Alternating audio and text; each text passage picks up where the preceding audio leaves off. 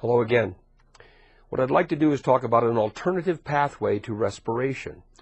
Now remember, when we first started talking about a respiratory pathway, we started off with glycolysis, we got to pyruvate, and then I mentioned to you in one or more of the videos that at pyruvate, organisms actually have different options in terms of what they might do with the pyruvate.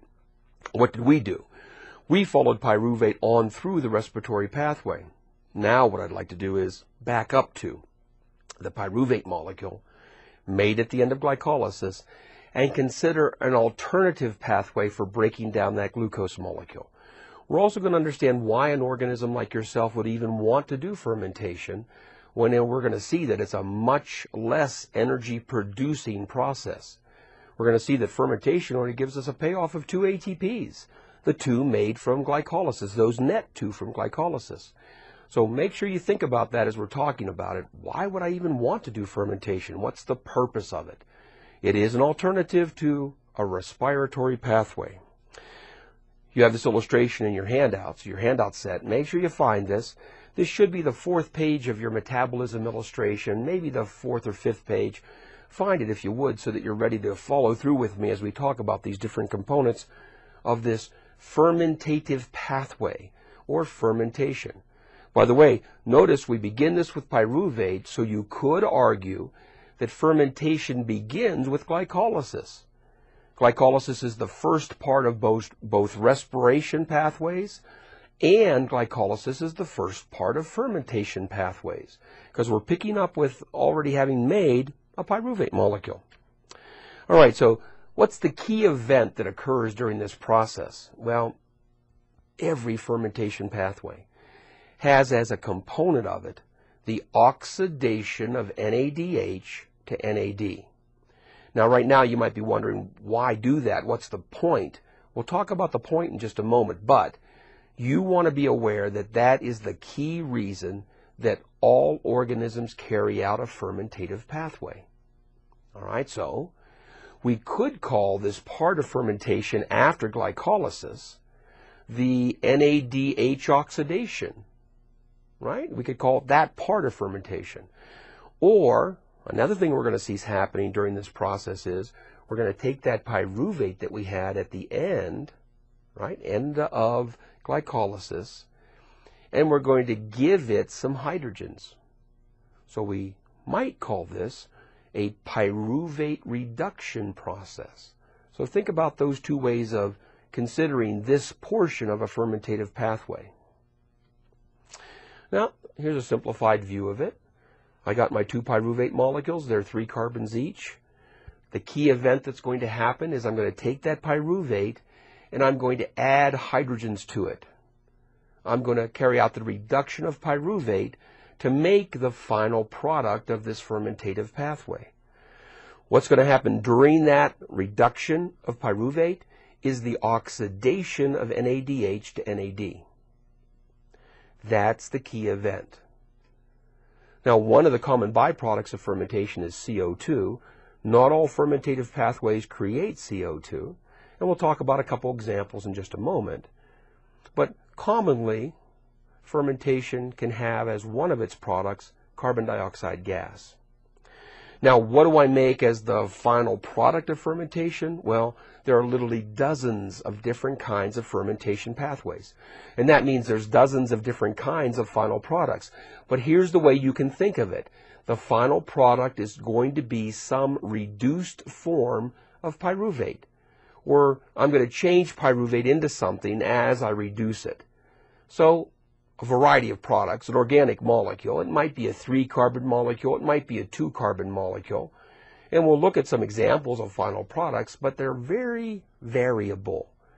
All right? But they are all going to be products of reducing pyruvate. So think about it in general that way. All right, well, let's consider why I would do fermentation. So follow with me if you would, please. Think of this as a sort of a thought exercise, a sequence of steps. If I go back to my electron transport chain illustration, and I think about the key role of that final electron acceptor, well, what if I don't have enough oxygen? What if I'm not breathing fast enough to provide the oxygen to all of my electron transport chains?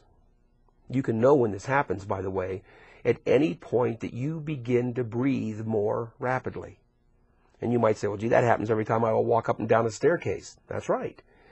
Anytime I increase my inhalation and expiration rate, my breathing rate, that's clear evidence to me that my cells are signaling my respiratory system that they need more oxygen.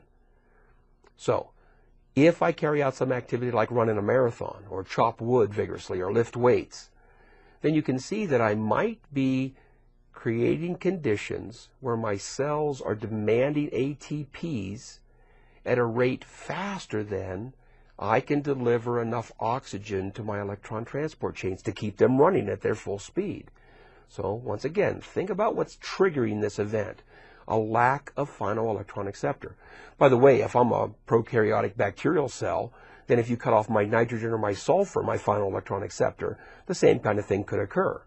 So it's not just going to be something that impacts aerobically respiring organisms, but it also might impact an anaerobically respiring organism. The key thing that triggers this change, this shift, is an insufficiency of final electron acceptors. Now notice, I'm not saying you have zero oxygen. That would happen if I got my hands around your neck and started choking, right? Think about how quickly somebody could be killed by choking them. You might say, oh, well, you cut off the blood supply to the brain. You know what I would say? You cut off the oxygen supply to the brain. By cutting off the oxygen supply, I cut off the final electron acceptors. I reduce the ATP production in those cells. Brain cells demand high levels of ATP production, and it was really a lack of ATP that killed those cells. So indirectly, choking someone, what it really does is it stops ATP production. So think about that for a moment as we think about what the cells might try to do to deal with this problem. Once again, notice, I'm just right here. I'm just at this point where I've said there's an insufficiency of final electron acceptors. So what's going to happen? Well, that means my electron transport chains are going to begin to shut down, aren't they? Because if there's no place for the electrons to go, then it's like a traffic jam. Everything backs up. There's no more place for NADH to drop off its electrons, which means that I'm not going to have enough NAD around. Since I can't oxidize NADH, my NAD levels are going to begin to drop. Now you might say, well, so what? What's wrong with not having enough NAD? Think about all the places in these pictures that we've been looking at where NAD was needed. In glycolysis, in acetyl formation, in the Krebs cycle, every one of those events required NAD. Well, now if I've cut the supply of NAD, you can see this is going to create a problem, isn't it? Things are going to start to shut down. The things I'm talking about are all these energy production processes. So if this lack of NAD continues, you can see how systems are going to start to back up and shut down. First, the Krebs cycle is going to start to shut down. It's the one that has the highest demand for NAD. Acetyl formation may begin to slow down and stop. If it continues, right? If this lack of NAD continues for a significant period of time, even glycolysis will stop. If you go back to your glycolysis illustration, notice that the very first step after G3P, right, the very first step in the energy producing part of glycolysis required NAD. So if I can't complete glycolysis, I can't make any ATPs. If I can't make any ATPs, I die. You run on this energy production process. It is a requirement for you to stay alive. If I shut this down or if I impair it, then I'm going to begin to affect my ATP production. Well, think about it. Your cells want to find a way to try to avoid the ultimate shutdown of glycolysis. Your cells would like to find a way to continue to oxidize NADH, continue to make NAD as a result, and continue the production of at least ATPs from glycolysis, right? Well, let's take a look at one example of a fermentative pathway. In alcohol fermentation, and notice the fermentative pathway is defined by the final product of the pathway. In alcohol fermentation, and this would be the kind of thing we might see occurring in some bacteria or in the yeast that are used in brewing. Here's an example of a brewing plant where they're using yeast to make alcohol. All of the alcohol produced in beer, wine, hard liquor is made as a result of some form of alcohol fermentation, usually by yeast, sometimes by bacteria. Look what's happening. First of all, notice that we do indeed have glycolysis going on. It's being shown as the first half of this fermentative pathway. The second part of the pathway begins with our pyruvate molecule. Our final product, ethanol, alcohol. Notice what the key event is that occurs during the second half of this fermentative pathway. NADH is getting turned into NAD, the oxidation of NAD. And now you might say to yourself, well, what can I do with that NAD? It can be used to go back and continue the process of glycolysis. And remember, what was the key thing that I was getting from glycolysis? At least some ATP production.